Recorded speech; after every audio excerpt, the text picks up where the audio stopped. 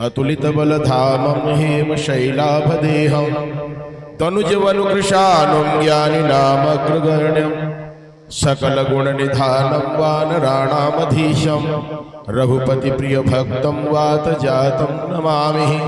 गुरुर्ब्रह्मा गुरुर्विष्णुः गुरुर्देवो महेश्वरः गुरुर्साक्षात् परब्रह्म तस्मै श्री गुरुवे नमः।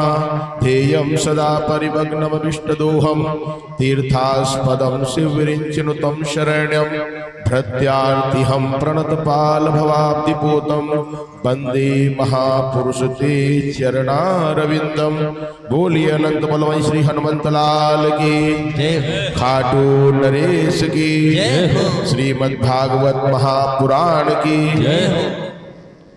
व्यासपीठ पर मंचासीन परम विद्वान गोपाल शरण जी हृदय की अनंत गहराइयों से व्यासपीठ को नमन एवं समुपस्थित सभी विद्वतगण, हमारे मध्य में विराजमान परम विद्वान अरुण शास्त्री जी, सभी को नमन वंदन।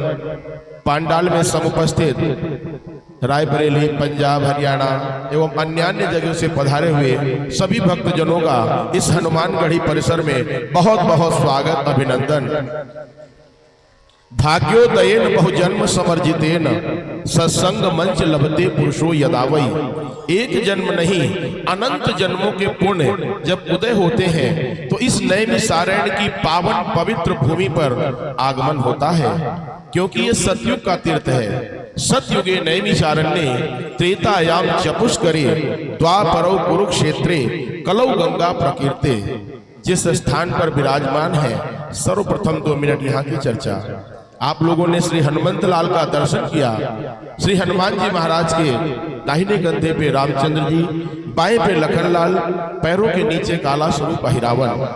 हनुमान जी का स्वरूप ये उस समय का है जिस समय बंधु समेत जब अहिरावण लय रघुनाथ पताल सिधारो। जिस समय अहिरावण राम और लक्ष्मण को विभीषण का रूप बना करके पातालपुरी में चुरा ले गया था बलि प्रदान करने के लिए, तो श्री हनुमान जी महाराज पाताल में गए हैं। महिरावणं पातयित्वा मुष्टि युद्धा मुहुस्तता तस्य कंठे पदन्नस्य दक्षधामे हिमाचले। जाकर के पाताल में अहिरावण का वध किया।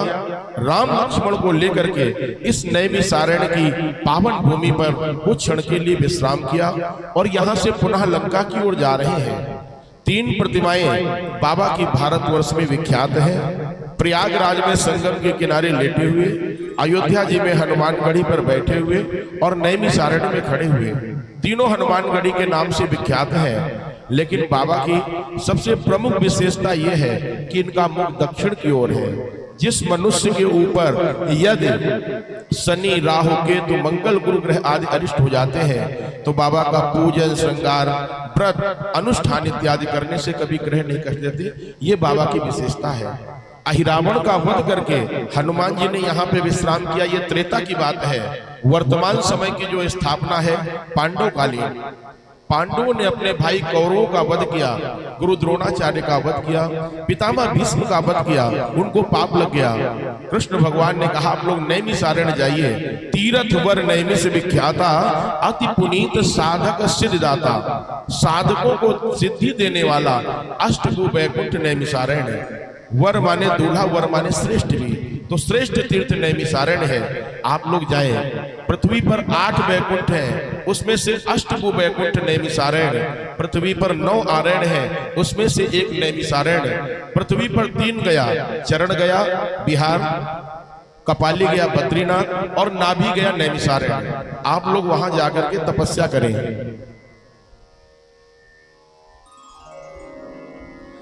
तपस्या करने के प्रभाव से यदि सोमवार के दिन अमावस पड़े तो आप लोग चक्र तीर्थ में मार्जन आदि गंगा गोमती में स्नान करें। ये आदि गंगा गोमती है, गौतम ऋषि की लाई हुई पृथ्वी की प्रथम गंगा। इनको गौतमी भी कहते हैं, हम आप इन्हें आदि गंगा गोमती कहते हैं। बालकांड में बाबा तुलसीदास जी ने इनका नाम रखा है धेनुमती।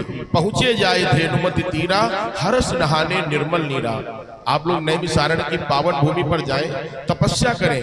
तपस्या के प्रभाव से यदि सोमवार के दिन अमावस पड़े तो चक्र तीर्थ में मार्जन, आदि गंगा गोमती में स्नान करें, सभी पापों से आपको मुक्ति मिलेगी। पांडव नैमिषारण्य में आकर के 12 वर्षों तक अनवरत तपस्या किए, एक पैर दो भुजा उठाए, रवि चितवहि सन्मुख मन लाए। 12 वर्षों तक तपस्या करने के बाद भी सोमावती अमावस नहीं पड़ी, तो पांडवों ने सोमावती को श्राप दे दिया कि कलिकाल में अर्थात कलयुग में प्रतिवर्ष पड़ोगी, नाना प्रकार की जातियां स्नान करेंगी और मोक्ष प्राप्त करेंगी। उन्हीं के श्राप के कारण कलयुग में सोमावती पड़ती है, प्रतिवर्ष 1 या 2 पड़ती है। तो फिर यहाँ से पांडव हिमालय की ओर चले गए हैं और हनुमान जी की स्थापना पांडवों ने कथा के आधार पर, स्कंद पुराण के आधार पर दक्षिण मुखी स्वरूप की स्थापना की। इसलिए इस पावन भूमि का नाम पड़ गया श्री हनुमानगढ़ी 5 पांडव किला। नैमिषारण्य ये सतयुग का तीर्थ, जिस प्रकार हम आप विराजमान हैं इसी प्रकार हमारे धर्म ग्रंथों के अनुसार 88,000 ऋषि, 33 करोड़ देवता, 3.5 करोड़ तीर्थ है। सभी ब्रह्मा जी के पास पहुंचे कि कोई ऐसा उपाय बताइए जहां पे हम लोग बैठ करके जब तब यज्ञ इत्यादि कर सकें और कलयुग का प्रभाव न पड़े। ब्रह्मा जी ने अपने मन से एक चक्र उत्पन्न किया, धुरी नेमी, उसका नाम रख दिया ब्रह्म मनोमय। एतन मयोमयम चक्रम मया सृष्टा विसर्जते। हमारे द्वारा जितनी सृष्टि रची गई है, जहां पे जाकर के ये शीर्ण हो जाए, आप लोग बैठ करके तपस्या करें। आकाश मार्ग से उसको छोड़ दिया। सभी 88,000 ऋषि पूरा भ्रमण करते करते इस आरण्य, आरण्य माने जंगल, नेमी माने धुरी, संस्कृत में कहते हैं चक्र, और शीर्ण माने गिरना है। तो यहाँ पे आकर के आकाशवाणी हुई, पूरे विश्व का ये केंद्र है नैमिषारण्य, नाभि जिसको बोलते हैं पूरे विश्व का। यहाँ पर आकर के आकाशवाणी हुई कि एते कलिनास्ति देवा, यहाँ पे कलियुग का प्रभाव नहीं पड़ेगा। तो नेमी शीर्ण हुई, नेमी प्लस शीर्ण और प्लस आरण्य, तीनों को मिला करके इसका नाम पड़ गया नैमिषारण्य। बोलिए नैमिषारण्य तीर्थ की जय हो। तो उस धुरी का वेग बहुत तीव्र था। हमारे धर्म ग्रंथों के अनुसार 7 लोक नीचे हैं, 7 लोक ऊपर, अतल वितल सुतल तलातल रसातल महातल और पाताल, भू भुआ तपा महाजना सत्य, इस प्रकार 7 लोक ऊपर है। उस धुरी का बहुत वेग तीव्र था। वो 1 पाताल 2 पाताल तोड़ते तोड़ते वो पहुंच गई 6.5 पाताल पर। ऋषियों ने दिव्य दृष्टि लगाया कि अगर 7वां पाताल टूट जाएगा तो बैठ के तपस्या कहाँ करेंगे। पुनः ब्रह्मा जी के पास पहुंचे, उन्होंने कहा आपने छोड़ दिया है, लेकिन शक्ति को रोकने के लिए शक्ति की आवश्यकता है। आज जगत जननी मां ललिता का आप लोग आवाहन करें, वही इसकी गति को 6.5 पाताल पे रोक सकती है। तो सभी 88,000 ऋषियों ने माता ललिता का आवाहन किया। पूजन इत्यादि करने के बाद माता ललिता ने उसकी गति को 6.5 पाताल पे रोक दिया। उससे जो जल प्रवाहित हो निकला, उसका नाम पड़ गया चक्र तीर्थ। चक्र तीर्थम भूतनाथम व्यासम सूतम च शौनकम ललिताम देव देवेशम वंदे सप्त विनायकम। फिर वो चक्र तीर्थ के नाम से विख्यात हुआ। हमारे चक्र तीर्थ जितना भी ओवर जल है वो आदि गंगा गोमती में जा करके मिल जाता है। हमारे प्रथम माता पिता मनु शत्रुपा, राजा मनु रानी शत्रुपा, जिनसे भई नर सृष्टि अनूपा। राजा मनु रानी शत्रुपा ने अपना राजपाट त्याग करके नैमिषारण्य की पावन भूमि पर आकर के 23,000 वर्षों तक अनवरत तपस्या की। इसी आदि गंगा गोमती के किनारे विधि हरिहर तप देखी अपारा, मनु समीप आए बहुबारा। विधि माने ब्रह्मा, हरि माने विष्णु, हर माने शंकर। एक बार नहीं कई बार आए कि आप कुछ वरदान मांगिए। उन्होंने कहा हमें कुछ किसी चीज की आवश्यकता नहीं है। तो भगत वचल प्रभु कृपा निधाना, विश्ववास प्रगटे भगवाना। भगवान का विश्वास स्वरूप ब्रह्मा विष्णु महेश तीनों एक में मिला करके जब प्रकट हुए, तब उनसे कहा कुछ वरदान मांगिए। तब मनु शत्रुपा ने कहा चाहूं तुम ही समान सुत, सुत माने एक वचन, एक पुत्र चाहिए आपके समान। तो विष्णु भगवान ने सोचा, भगवान विश्वास ने सोचा कि आप सरिस खोजो कहाँ जाई, और नृप तब तनय हो मैं आई। मैं अपने समान विश्व में कहाँ खोजने जाऊं। इसलिए नैमिषारण्य का प्रभाव है कि आपने एक पुत्र की कामना की है। आप अगले जन्म में राजा दशरथ और कौशल्या होंगे। आपने एक पुत्र की कामना की है तो हम अंशों सहित आपके यहाँ राम लक्ष्मण भरत शत्रुघ्न के रूप में जन्म लेंगे। ये वह पावन भूमि अष्टभू वैकुंठ नैमिषारण्य है। ये वह पावन भूमि है जहाँ पे ऋषि दधीच ने अपने अस्थियों का दान किया। यह वह पावन भूमि है जहाँ पे रामचंद्र जी का भी दोष दूर हुआ। इस पावन भूमि से रामचंद्र जी ने रावण का वध किया, पाप लग गया, ब्रह्म हत्या लग गई, गदेली में बाल जम गए। वशिष्ठ जी से पूछा ये कैसे दूर हो? कहा आपने ब्रह्म हत्या लगी है क्योंकि ब्राह्मण का वध किया, आप क्षत्रिय रूप में है। जिस तीर्थ में जाने से आपके ये गदेली के बाल वहीं रह जाए, समझ लीजिए आपकी हत्या दूर हो गई। तो पूरा भ्रमण करते, स्नान ध्यान करते हुए यहाँ से नैमिषारण्य से 24 किलोमीटर की दूरी पर एक सूर्य कुंड नामक तीर्थ था। वो नैमिषारण्य की 84 कोस की परिक्रमा में भी आता है। भगवान भुवन भास्कर सूर्य के द्वारा स्थापित जो सूर्य कुंड था, पूरी परिक्रमा करने के बाद रामचंद्र जी ने, सीता और लक्ष्मण जी ने जब स्नान किया तो उनके गदेली के बाल जो थे उसी तीर्थ में रह गए, जिसका नाम सूर्य कुंड था।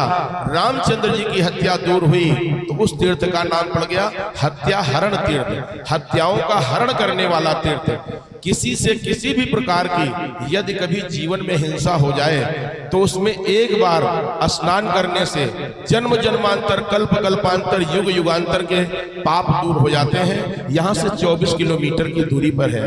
नैमिषारण्य की पावन भूमि पर 4 वेद, 18 पुराण, जितने भी धर्म ग्रंथ हैं, व्यास जी ने नैमिषारण्य की पावन भूमि पर ही रचना की है। और आप सभी बड़े भाग्यशाली हैं। नैमिषारण्य में कथा श्रवण करने का 4 गुना फल मिलता है। क्यों? क्योंकि रामचंद्र जी 4 रूप में अंशों सहित प्रकट हुए। गंगा याम योजने यज्ञ वाराणस्याम अर्ध योजने कुरुक्षेत्रे कोसमेकम नैमिषन्तु पगे पगे। गंगा जी के किनारे 1 योजन अर्थात 16 किलोमीटर पैदल चलते हैं। गंगा जी का नाम लेते हुए तो 1 यज्ञ करने का फल मिलता है। वाराणस्याम अर्ध योजने, वाराणसी काशी में आप 8 किलोमीटर पैदल चलते हैं, भगवान भोलेनाथ का नाम लेते हैं तो 1 यज्ञ करने का फल मिलता है।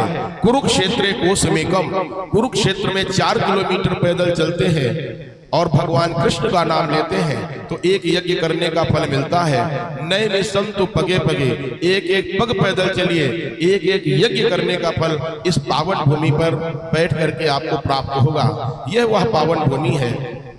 तीरथ गए से 1 फल, संत मिले फल 4 और सतगुरु मिले अनेक फल, कहें कबीर विचार। तो ऐसे सतगुरु से बैठ करके आप लोग श्रीमद् भागवत कथा का रसपान कर रहे हैं। गुप्ता जी एवं समस्त परिवार नैमिषारण्य की पावन भूमि पर आकर के इतना दिव्य आयोजन आपके द्वारा हो रहा है। बहुत भाग्यशाली है, क्योंकि बहुत लोग होते अन्य अन्य चीजों में पैसा खर्च करते हैं। धन की गति तो 3 है, पान, भोग और नाश, 3 प्रकार से ही खर्च होता है। और इसी प्रकार गोपाल जी शरीर की भी 3 गति है। क्रमी बिट भस्म संज्ञान्तम, अगर इसको जमीन में गाड़ दिया जाए तो कीड़े बन जाएगा। गोमतीम प्रवाह कर दिए तो गीदड़ खा के बिट कर देंगे, तो क्रमी बिट भस्म संज्ञान्तम। और अगर जला दिया गया तो मुट्ठी भर राख बन जाएगा। तो 3 ही गति शरीर की है। वेद और पुराणों में भी यह भी बताया गया है कि जैसे आप मेहनत करके पैसा एकत्र करते हैं, मान लीजिए 100 रुपए आपने एकत्र किए तो 20 रुपए आप अपने परिवार पर खर्च करें और 20 रुपए स्वजन आए, यानी कि अपने स्वजन जो गरीब हैं उन पर खर्च करना चाहिए। और 20 रुपया योगक्षेमम, योगक्षेम करें, उसको जमा करें बेरा कुबेरा के लिए, आपको कार्य आए। और 20% धर्म कार्यों में, कथा, भागवत, यज्ञ, भंडारा इत्यादि में खर्च करें। और 20% देश सेवा में। अब देश सेवा में जैसे कहीं जाकर के गोली नहीं चलानी है, देश सेवा हम लोग ITR इनकम टैक्स के माध्यम से जो जमा करते हैं उस प्रकार से वो देश सेवा हो जाती है। लेकिन गुप्ता जी कोई 1000 रुपया पैदा किया तो 200 खर्च कर देगा, लाख रुपया पैदा किया तो 20,000 खर्च कर देगा। जब करोड़ों में आ जाता तो मामला गड़बड़ा जाता है, तब भागवत जी का आश्रय लेना पड़ता है। क्यों? एक कल आपने गोपाल जी एक बताया था कि वो कंजूस वाला, एक कंजूस होता है, अब एक मक्खी जूस होता है। अब कंजूस होता है जो पैसा दाबे रहे कभी खर्चे न करे, और मक्खी चूस वो होता है कि जैसे मक्खी ने दूध पी लिया तो मक्खी को भी चूस के फेंक दे, उसको कहते हैं मक्खी चूस। तो एक बार 3 कंजूस गोपाल जी एक बार गांव देहात में रहते थे, बड़ा नाम था कि बड़े कंजूस हैं, महाकंजूस हैं। तो कहीं बड़ी बेइज्जती होती है, एक बार चलो कुछ ऐसा काम किया जाए कि गांव में नाम हो, कहीं चलो 250-250 ग्राम देसी घी खरीदा जाए। तो तीनों लोगों ने 250-250 ग्राम देसी घी अपने अपने शीशी में भर लिया। कहा चलो अब खर्च करके फिर बाद में बात करेंगे। अब 15 दिन तक वो नहीं मिले और 15 दिन बाद तीनों आपस में फिर मुलाकात हो गई। तो आपस में पूछा कि भैया कैसे खाते हो? कहें कि ऐसा है कि सबसे पहले एक रोटी जब इकट्ठा बन जाती है तो एक रोटी ऊपर की और एक रोटी नीचे की देसी घी लगा देते हैं, हम लोग समझते पूरे में देसी घी लग गया और बैठ करके पाते हैं प्रेम से। तो कहीं बड़ा भैया खर्च कर रहे। दूसरे ने कहा अच्छा तुम कैसे खाते हो? कहें कि सब रोटियां इकट्ठा हो जाती हैं तो हम एक सूजा निकालते हैं, शीशी में से डुबाया और रोटी में खोस दिया ऊपर से नीचे तक, सब में थोड़ा लग गया गुप्ता जी। तो कहीं अच्छा। तो तीसरे वाले ने कहा भाई तुम लोग बहुत खर्च करते हो, ऐसे काम नहीं चलेगा। कहीं कैसे, तुम कैसे पाते हो? कहीं ना वैसे पाते हैं कि जितनी रोटियां बनती जाए शीशी खाली उस पर घुमाते जाओ तो शीशी घुमाते जाओ और जब पाने बैठते तो शीशी का ढक्कन खोल देते हैं, देसी घी खुशबू उड़ती है और हम लोग आराम से पाते हैं। तो इस प्रकार से महाकंजूस हैं, इनको मक्खी चूस कहते हैं। लेकिन आप लोग उस कैटेगरी में नहीं आते हैं, आप लोग बड़े धर्मात्मा हैं। देसी घी खूब चुपड़ के खाएं और खूब चुपड़ के खिलाएं दूसरे को, किसी के साथ ज्यादा समय न लेते हुए। और गुप्ता जी इस बार तो कुछ छोटा कार्यक्रम हुआ है, कथा तो सेम है लेकिन प्रोग्राम छोटे बड़े होते हैं। तो अगली बार प्रयास करिएगा 2 वर्ष 5 वर्ष कभी भी सभी लोग मिलकर के एक अष्टोत्तर श्रीमद् भागवत कथा इस नैमिषारण्य की पावन भूमि पर गोपाल जी के माध्यम से एक विशाल आयोजन होना चाहिए। मेरा इस मंच से आप लोगों से ये निवेदन है। तो अब वाणी को ज्यादा विराम देंगे क्योंकि अब आगे आरती कार्यक्रम चलना, नहीं तो कल जैसा फिर समय हो जाएगा। बोलिए श्री हनुमान जी महाराज की जय, अनंत बलवान श्री हनुमंत लाल की जय, भगवान सच्चिदानंद की पूज्य चरण श्री गुरुदेव भगवान की, सनातन धर्म की, हिंदू धर्म की, वैदिक धर्म की, गौ माता की, गंगा माता की, भारत माता की, नैमी क्षेत्र की, 88,000 ऋषियों की, सब साधु संतों की, नमः पार्वती पतये हर हर महादेव।